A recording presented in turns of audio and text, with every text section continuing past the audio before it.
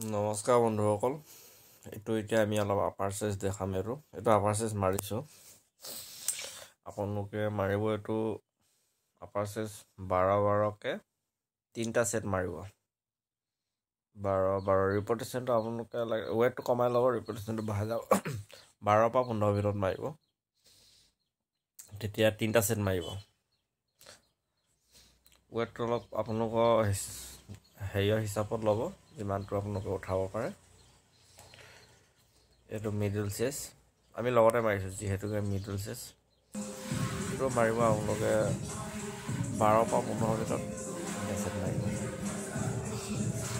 12-12কে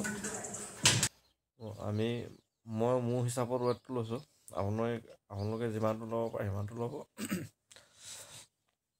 12-12কে 3টা ছেট মাৰিব।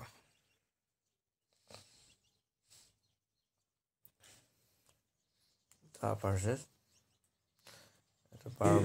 এইটো 12-12কে মাৰিব। 12 পৰা 15 ভিতৰত 3টা ছেট মাৰিব। এইটো আমাৰ